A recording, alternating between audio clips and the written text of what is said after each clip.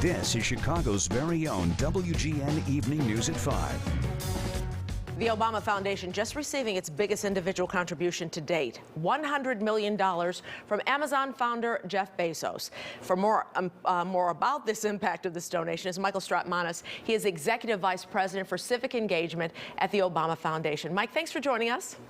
It's my pleasure. Good evening. Good evening. Was this a surprise, expected? What were your thoughts on this, and what was the president's thoughts on this? Well, I'd say first, look, we were always thrilled to get donations to our project that is of this size and scope. So I can't say it was a surprise. I will tell you what was really interesting.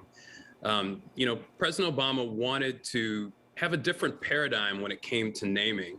And so he wanted to have spaces at his presidential center named after people because of the work that they did, on whose shoulders they stand. And so he had a conversation with Jeff Bezos about naming this plaza after one of President Obama's mentors, John Lewis, and Jeff Bezos immediately said yes.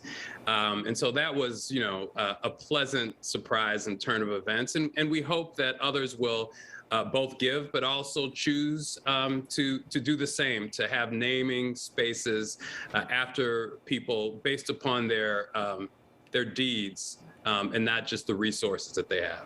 Are there any other people you can share that he's had conversations with about naming certain areas?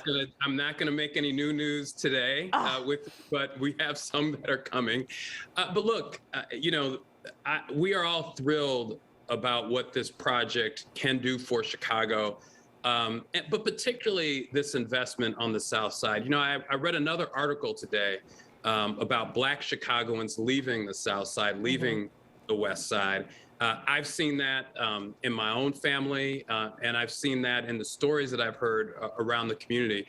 In order to reverse that, we've got to make an investment, and a gift of this size really allows us to invest in the programming, the My Brother's Keeper work that President Obama feels so passionately about, creating an endowment for this center. It's an expansive gift that I think allows us to invest in the community that we love so much. What does this money do as far as the end goal is concerned, money-wise? Well, it really helps us do a few things. One, this is not just going to be a museum, although it's going to be a spectacular museum.